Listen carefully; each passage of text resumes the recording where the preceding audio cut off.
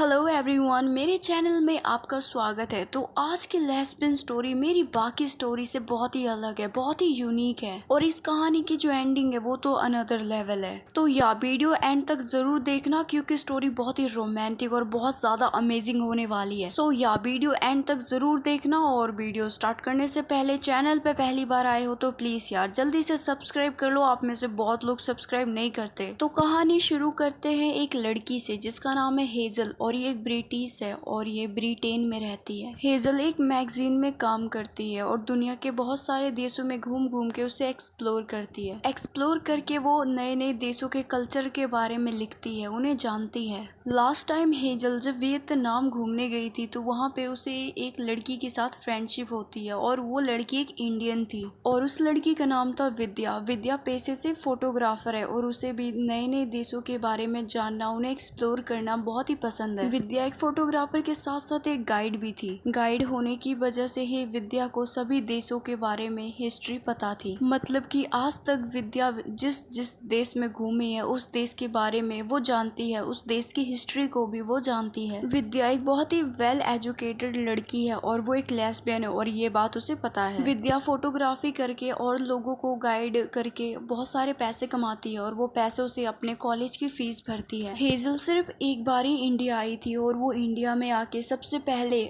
ताजमहल देखती है। हेजल विद्या को कम से कम 1 साल से जान रही थी और हेजल की एक गर्लफ्रेंड भी रह चुकी थी लेकिन वो उससे ब्रेकअप कर लेती है क्योंकि दोनों के बीच में एक बहुत बड़ी मिसअंडरस्टैंडिंग हो जाती है जिस वजह से हेजल और उसकी गर्लफ्रेंड का ब्रेकअप हो जाता है। इसीलिए हेजल का इंसानों पर से तो भरोसा ही उठ चुका था, इसलिए वो बस अपने पैशन पे और अपने करियर पे फोकस कर रही थी, अपने पैशन को फॉलो कर रही थी।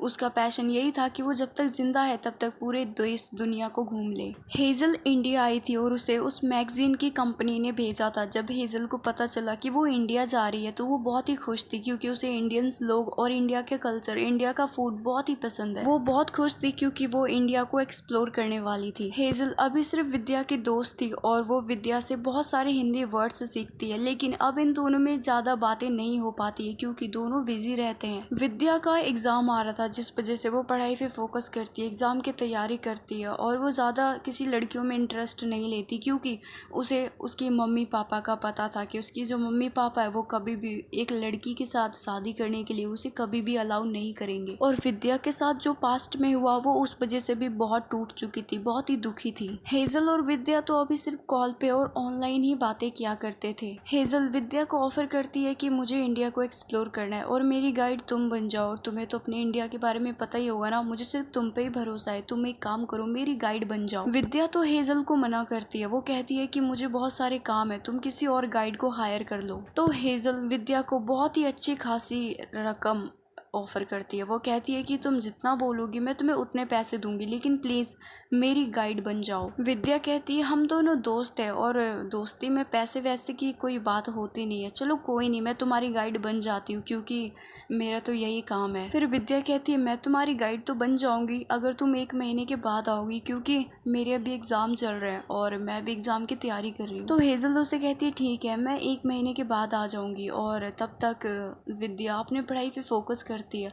वो अपने पढ़ाई में इतना मगन हो जाती है कि वो भूल जाती है कि हेजल उसके शहर आ रही है। हेजल दिल्ली के एयरपोर्ट पे पहुंच जाती है और वो विद्या को कॉल करती है, लेकिन विद्या के तो एग्जाम चल रहे थे, वो पढ़ाई में बिजी थी तो उसने अपना फोन बंद कर रखा था। हेजल को बहुत बुरा लगता है, वो सोचती है कि ये कैसी गाइड है, मैंने इसे हायर किया और ये मेरी हेल्प करने भी नहीं आ रही। तो हेजल बाद में एक नए गाइड को हायर करती है। उस गाइड के साथ हेजल की तो बिल्कुल भी नहीं बनती क्योंकि वो जो गाइड था उसको इंग्लिश नहीं आ रही थी। वो जो भी बोल रहा था हेजल को थोड़ा सा ही समझ आ रहा था, लेकिन फिर भी हेजल थोड़ा एडजस्ट कर लेती है। उसके साथ वो मध्य प्रदेश आती है, उसे एक्सप्लोर करती है, घूमती है, बहुत सारी पिक्चर्स क्लिक करती है, उसे इंस्टा पे डालती है, FB पे भी डालती है और वो पोस्ट में विद्या को भी टैग करती है। लेकिन विद्या तो पढ़ाई पे फोकस कर रही थी जिस वजह से वो अपने मोबाइल को देख भी नहीं रही थी। हेजल को बहुत ही बुरा लग रहा था, वो सोच रही होती विद्या कितनी केयरलेस है यार, लेकिन कुछ समय के लिए वो सब कुछ भुला देती है। और मध्य प्रदेश में एक फंक्शन हो रहा था, वो फिलहाल उस फंक्शन में जाती है और वहाँ पे जाके एंजॉय करती है। फंक्शन में वो एंजॉय तो करी थी लेकिन उसे एक ही चीज़ की कमी थी और वो कमी थी विद्या की। उसने सोचा था कि मैं इंडिया जाके अपने दोस्त से मिलूंगी, लेकिन अभी उसकी वो मनोकामना पूरी नहीं हो रही थी।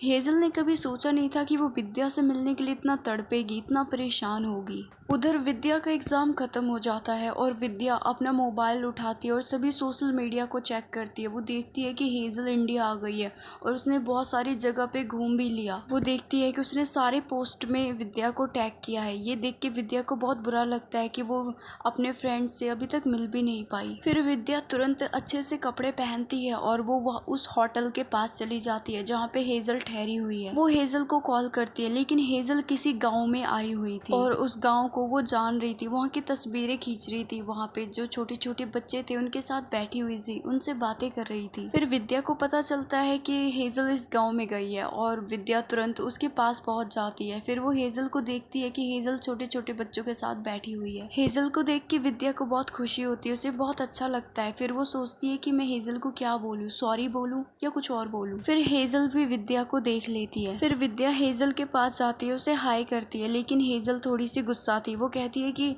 मैंने दूसरे गाइड को हायर कर लिया है और वैसे भी हम दोस्त तो है नहीं। अगर हम दोस्त होते तो तुम मुझे एयरपोर्ट पे लेने आती, तुम मुझे इंडिया घुमाती, लेकिन नहीं, मैडम जी तो ना कोई कॉल उठा रही है ना कोई मैसेज देख रही है, तो इसका मतलब मैं क्या समझूं, यही ना कि तुम मुझे अपना दोस्त नहीं समझती। एनीवे विद्या जी आप जा सकती हो, मुझे आपकी ज़रूरत नहीं है, क्योंकि मुझे भी बहुत काम होते हैं, मैं भी बहुत बिजी हूँ जैसे आप बिजी रहते हो। उसकी बातें सुन के विद्या को गुस्सा आ जाता है। फिर विद्या बंगाली लैंग्वेज में बच्चों को कुछ कहती है और वो बच्चे बिना सोचे समझे हेजल को पानी में धक्का दे देते हैं। वहाँ पे एक छोटा सा जो तालाब था उसी में धक्का दे देते हैं। हेजल को तो कुछ भी समझ नहीं आया, क्योंकि उसे तो हिंदी ढंग से समझ आती नहीं, बंगाली लैंग्वेज क्या ही समझ आई होगी। हेजल को स्विमिंग बहुत ही अच्छे से आती है, लेकिन वो ऐसे नाटक करती है जैसे वो पानी में डूब रही हो। उसको डूबता देख विद्या बिना सोचे समझे पानी में कूद जाती है। पानी बहुत ही ठंडा था और उसे ठंडे पानी में वो तैरते तैरते हेजल के पास जाती है, उसे बचाने की कोशिश करती है। फिर हेजल तो बड़ी आसानी से पानी से निकल जाती है, लेकिन विद्या को स्विमिंग बिल्कुल भी नहीं आती, इसलिए वो डूबने लगती है। तो हेजल को लगता है कि ये डूबने का नाटक कर रही है, लेकिन विद्या नाटक नहीं कर रही थी, उसे सच में तैरना नहीं आता। फिर थोड़ी देर के बाद हेजल को भी समझ आ जाता है कि उसे सच में तैरना नहीं आता। फिर हेजल तुरंत पानी में कूदती है और वो विद्या को बचाती है। पानी बहुत ही ठंडा था और विद्या के शरीर में बहुत पानी भी चला गया था, जिस वजह से वो बेहोश हो जाती है।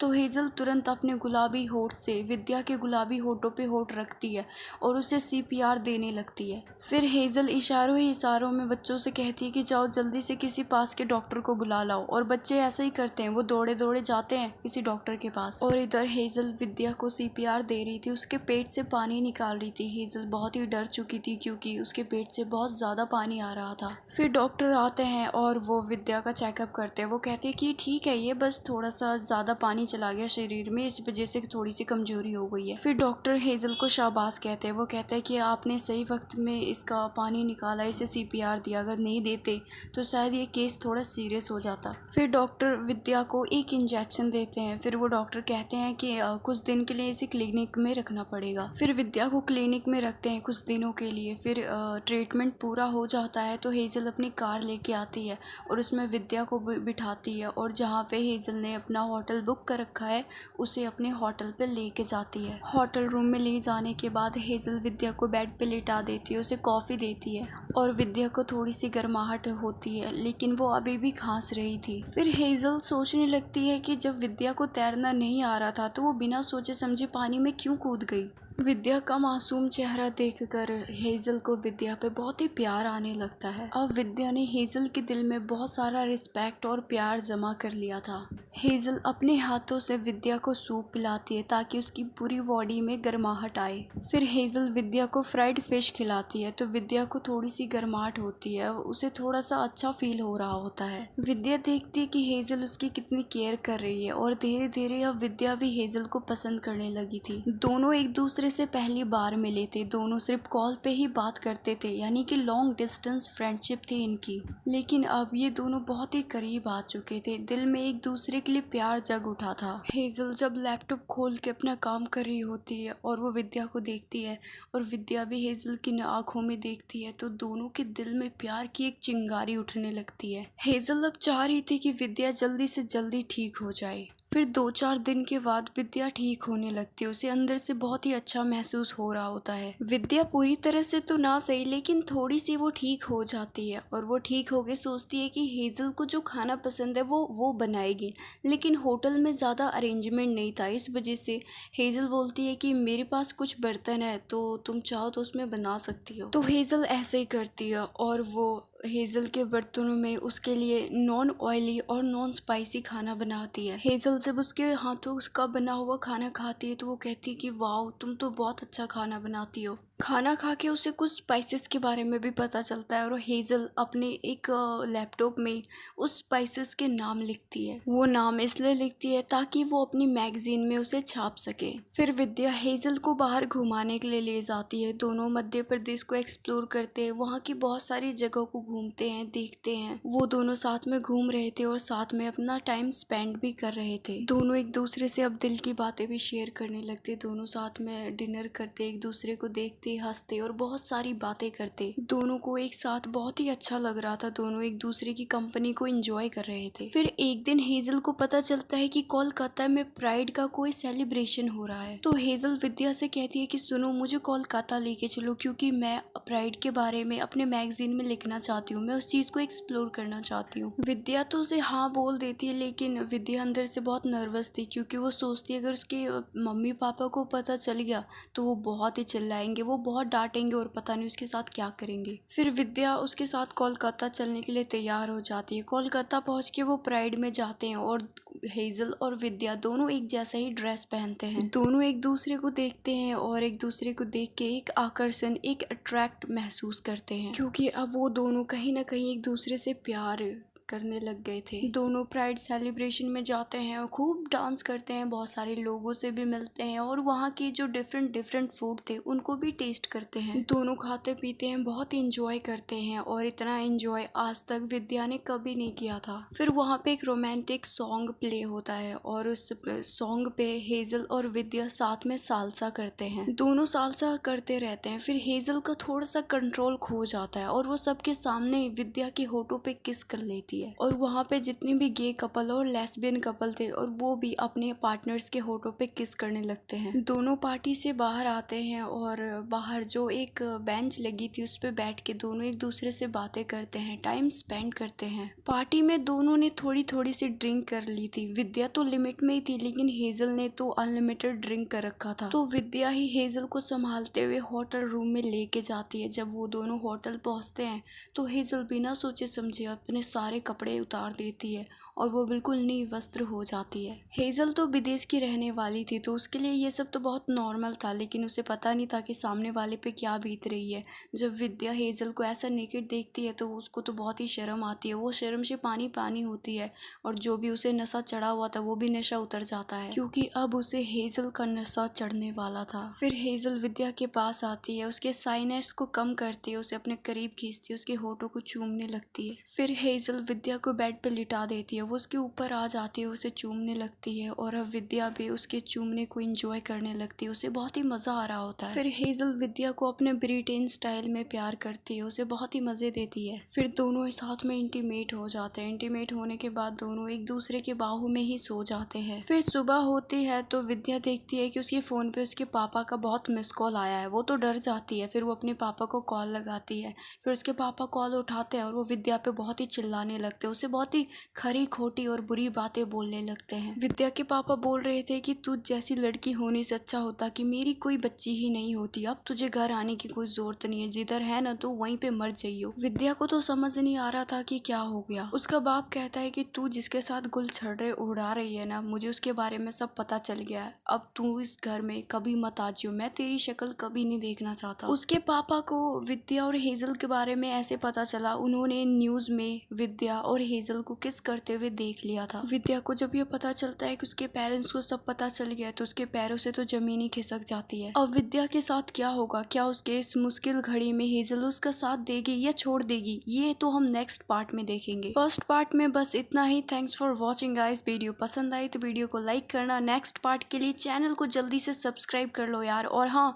बेल आइकन को दबा के ऑल पे क्लिक कर देना ताकि मैं जैसी वीडियो अपलोड करूँ तुरंत आपके पास नोटिफिकेशन आ जाए।